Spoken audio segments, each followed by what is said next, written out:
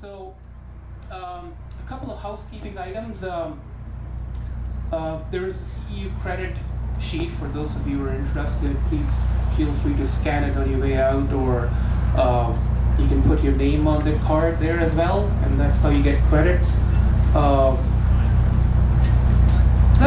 Let's talk about OCRAE a little bit, and I'll just take a segue and talk about a bunch of cloud-related jokes in a bit.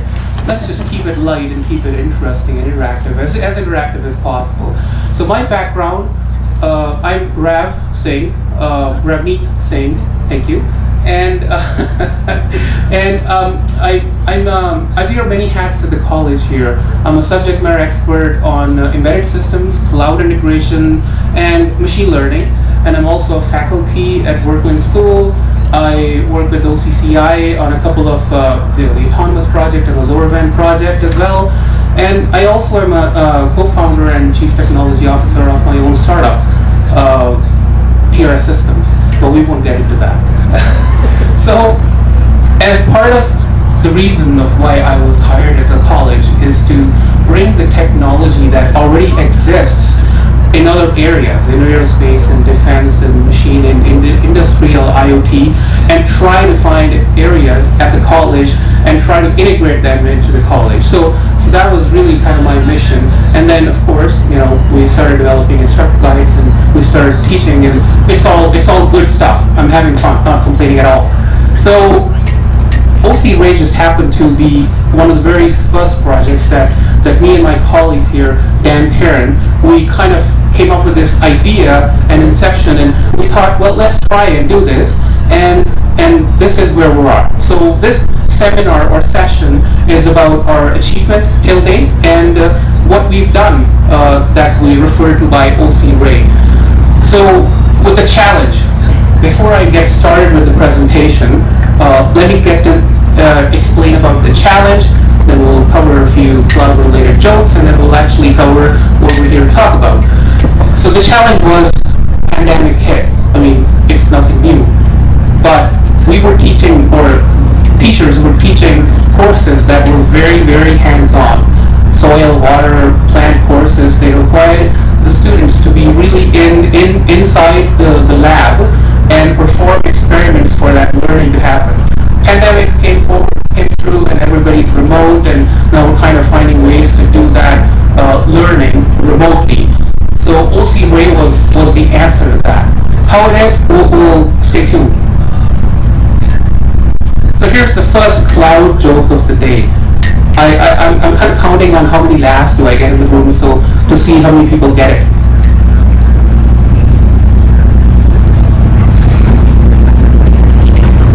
Okay.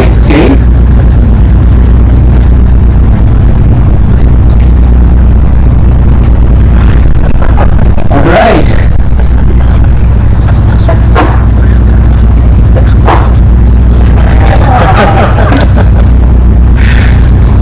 Very great. So really, really nice audience today. I didn't have to explain anything at all. Okay, so that's what it's all about. No talk, just act. So, what is OCRAE? OCRAE stands for Olds College Remote Ag Ecosystem, and the credit goes to Dan Karen over there for helping me out in coming up with the name. We were struggling, and this is what we came up with. So, in the nutshell, it is a virtual learning environment that the sole purpose of it is to provide Olds College with a living lab, and yet a virtual living lab from their own homes, from students' own places, or wherever they are located. It is IoT cloud enabled. This platform allows the instructional team to kind of engage with the students in that two-way communication. Hey, I need you to do this, and the students does it, and the instructor is able to gauge, and okay, you did this, and this is what happened. So it is a two-way communication.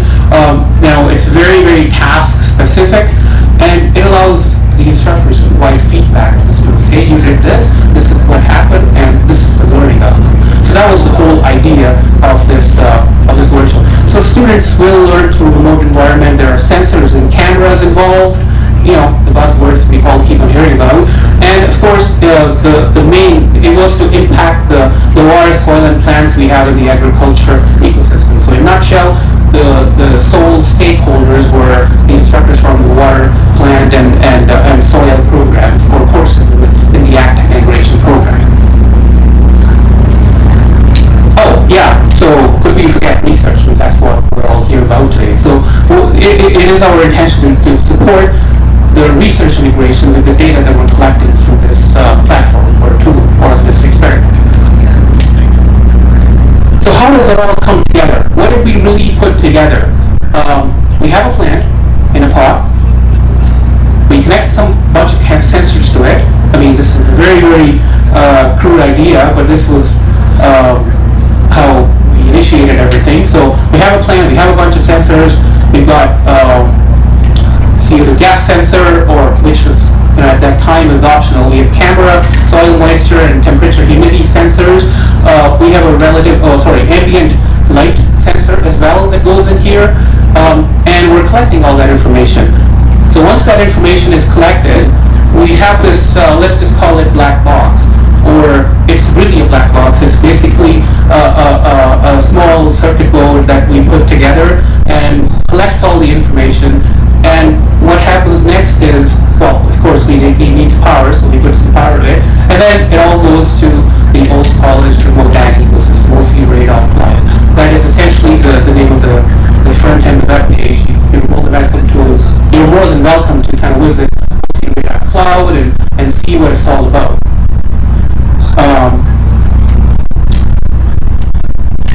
We started with a cloud integration kit.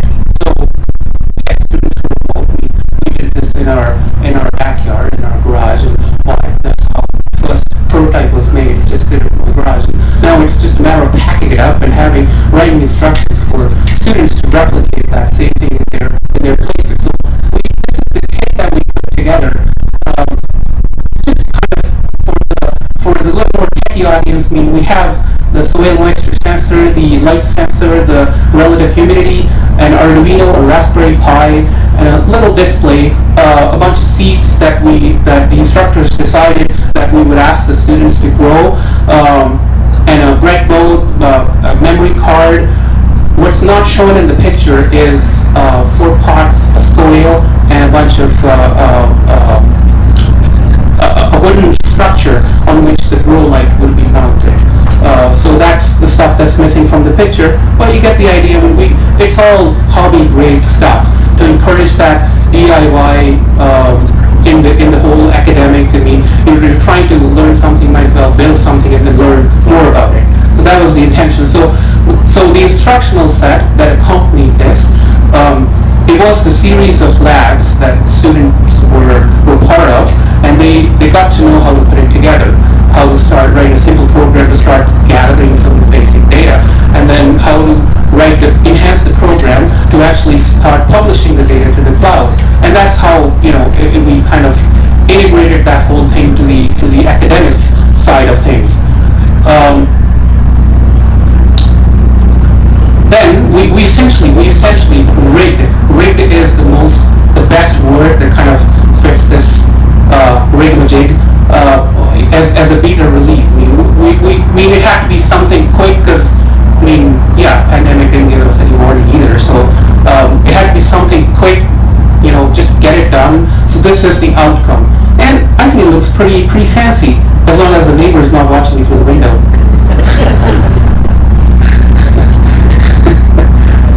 Which, by the way, is legal too. So this is one of the setup. I believe this here is Ben's setup. Thank you. So this is how it all came together. And students did something very, very similar. I mean, that depended on the kind of instruction we were giving. Some people mounted the camera at the front, some at the top, some had another 2x4 in which the camera was mounted. But I mean, it was all to this common outcome at the end, I guess. But that's just another sensor. I mean, there was calibration because we're not using commercial components. It's just the DIY stuff. So we we did have to calibrate the soil sensor.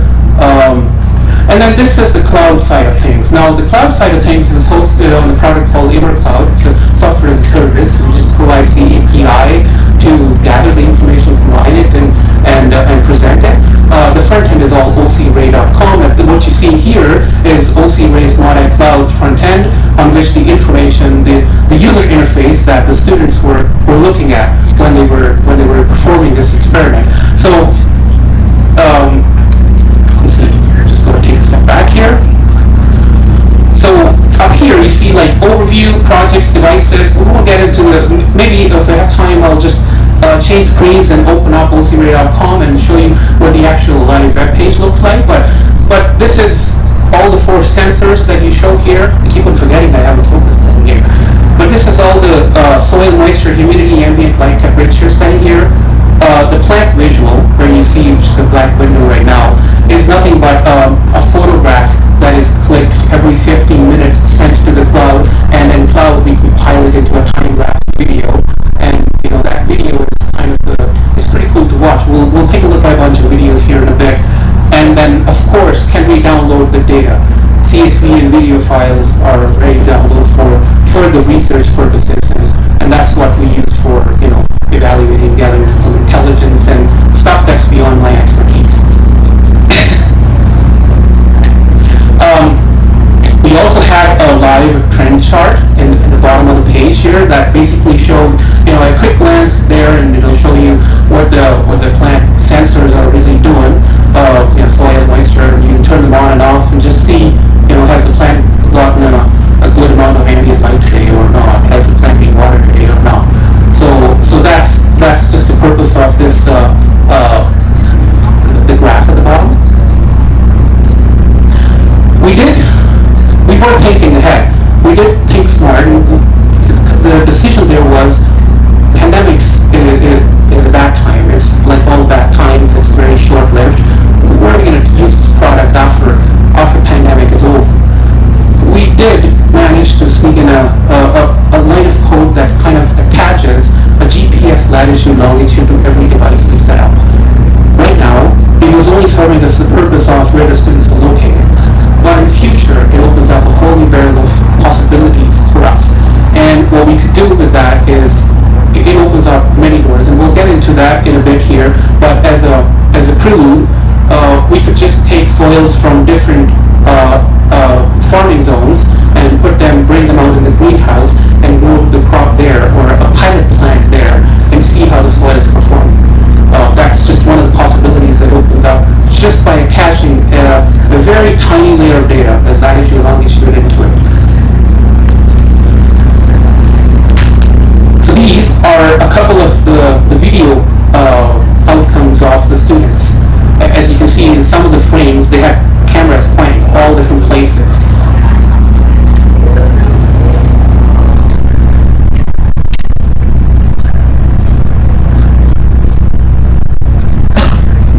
I never thought watching a canola grow would be that interesting. I never even thought about that.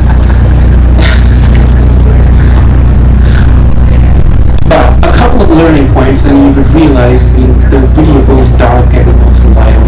That's just, the final little tweaks that we have to do. We did not stop sending photographs at the night time, which is a simple fix, we know.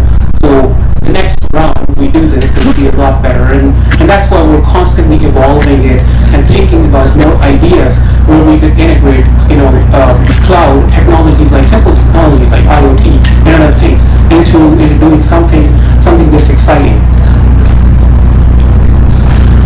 So where are we going to go from here? So as I said, we use all hobby-grade hardware that you can buy from Robot Shop or Amazon or what have you. We're gonna professionalize it a little bit. We're gonna still use the Raspberry Pi, but we're thinking of developing a carrier board for Raspberry Pi, so it becomes more plug and play. So students can just take the Raspberry Pi and plug the different sensors in it. We're thinking of making it scalable, and who knows? Maybe we'll use it on the NCCI project. So that's one of the ideas. The other ideas are where we're hoping to use a multispectral camera. I was out taking a look at the drones there yesterday, and and I see a lot of cool stuff you can do, but just capturing images on a crop and from a different spectrum. So why not do that using this setup? Instead of watching one video, why watch 4 videos and see how the same sensor readouts affect different spectral images, when a plant is growing or something. So have plants grow in the greenhouse using field soil. So I already mentioned that in the previous slide. I mean, this is something we're going to do because we can tag GPS latitude as long as you do it.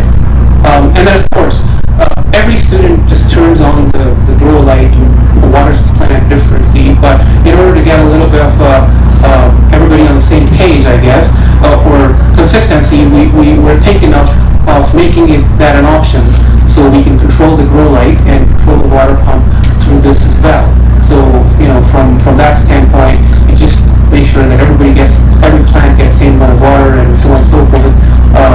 But that's all the cool stuff that we were thinking about. When are we going to implement it? Pretty soon.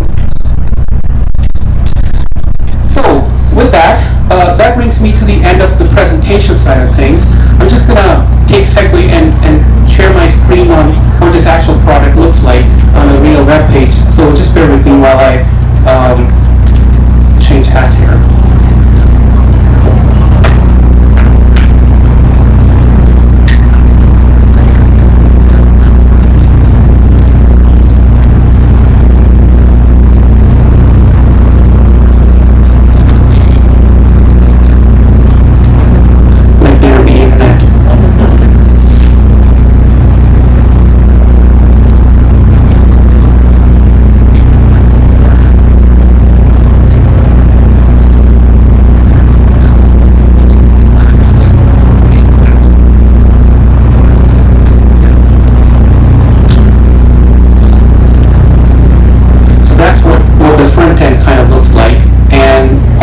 The student has to do is log in to this front end.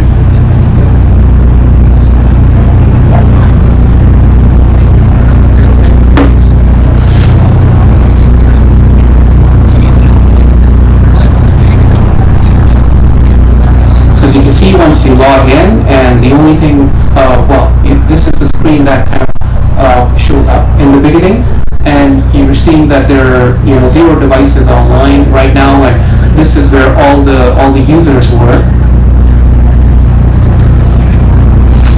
Different devices were back when they were sending data. We've got 13 active sessions or 23 users that were set up on the system. We don't have any projects set up, but projects are the way for instructors to go assign different tasks to the student. So a simple project would be, I'm not an agronomy specialist, but a simple task would be something like, water the plant for next 5 days straight or 2 weeks straight, and then stop watering it completely until the soil goes bone dry. And then let's just see what the water-induced plant stress kind of looks like. That's just a simple example. But if you go into the devices, and of course, it's not finding any devices right now, but this is where you see actually.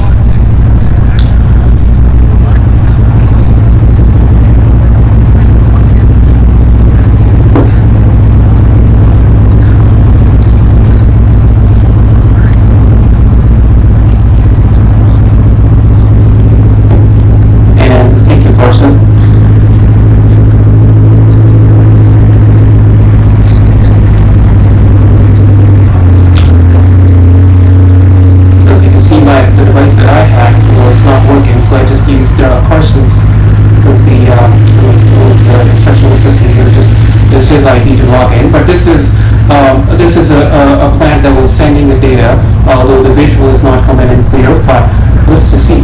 Okay, so that's the video that came in from the plant, and this video would have been developed over 3 months, taking pictures every 15 minutes or half an hour. We just compiled it into a time lapse, and you can see the 24-hourly data for every day. To take a deeper look, you can see turn off a curve and then watch the rest of the curves. Then you can go back in days and see, well, how did the plant do yesterday, the day before, and so on and so forth. So So this is a very, very simple kind of implementation of Internet of Things on how did we integrate cloud into learning. So that was my presentation. Thank you for being such a great audience. I will take any questions if you have.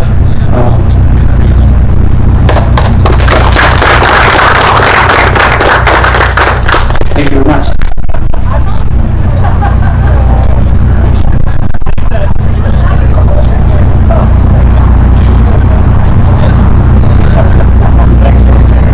There is an improvement in heartbeat. So Rob, you can build on this, right? So how difficult is it? Like you can have all kinds of good developments on the internet. So how difficult is it to build AI on? So that is a very good question. And one thing about AI that I would say is anything is going to become more intelligent if it does that same thing over and over and over, right? In order for that thing to happen over and over, so some sort of an algorithm to train itself over and over. Let's take an example actually. The same example I talked about, evaluating if the plant is facing water-based stress, right? That simple use case. How would you train that? There has to be that trains itself on the plants that are actually going through that stress and learning. But that learning has to happen with a big data set. You can't be expert at that. It has to be, say, a sample size of 10,000 plants. Then you have the perfect algorithm that's kind of fully trained, that AI is fully trained to next time tell you that this plant is going through that stress. So sample size by capturing that enormous amount of data. This is the first step. We get to that point, and then we start talking about machine learning, talk about AI. So the way I explain it myself is, AI is machine learning gone strong and telling the future. So machines learn to extrapolate that information to program them to tell you what's going to happen. But it all starts with gathering a big data set, training them on,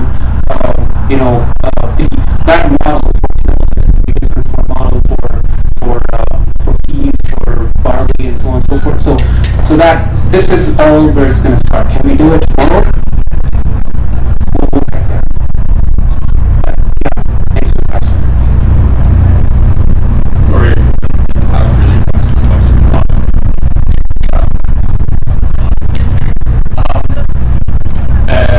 like to get the students these things. Basically, what I've heard is that you're kind of suggesting getting students to do is something that a lot of agriculture universities have spent millions of dollars set up. Like, there are universities in Australia that I remember being in talk of 7 years ago. Like, we're going to spend, I think, $2.5 million setting up their cameras to watch plants. Right? You're talking about, like, we're just going to go out to Radio Shack and sure, that's dandy. We're going to go out to Radio Shack and we're going to set this up for like $20. So, like, that kind of possible. Sorry. No question, just I love it. Big fan. I thought you were representing a big company and you were going to say use it. Thank you. Thanks. Really appreciate it.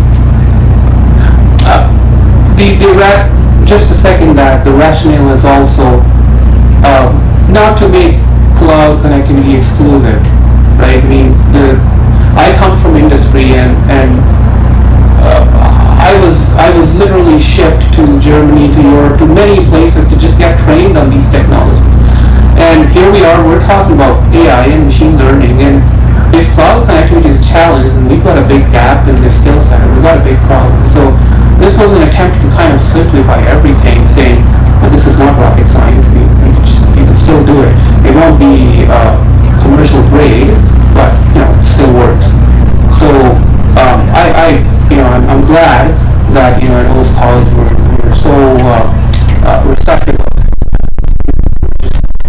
kind of the action that I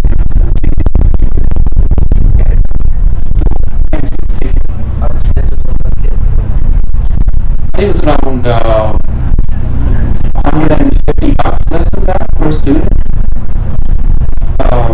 For next time around, because we're going to be on campus, we won't be giving away the kits. We would be kind of maintaining them as old college.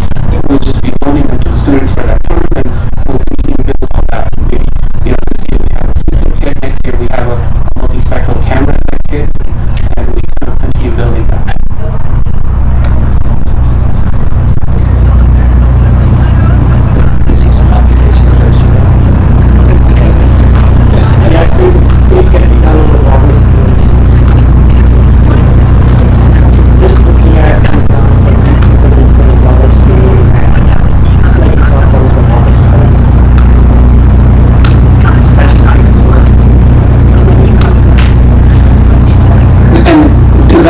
Absolutely, that yes, it is possible, and using open source hardware only helps us doing that, because it's not just us doing it. You Google some custom built controller or PLC unit on Google or something. There's probably, you have to go to OEM to find out what it does. When you Google Raspberry Pis, there's going to be at least 1 million pages worth of information.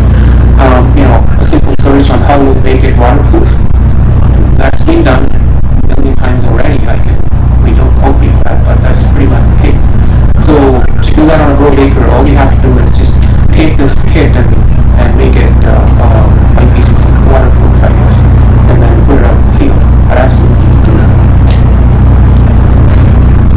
Those are all the good ideas, guys, and then these are the ideas that I'm gathering feedback on, right? I mean, just a simple kind of kudos from the people in the audience. It just goes a long way. So I thank you very much for these ideas, and I hope next year we have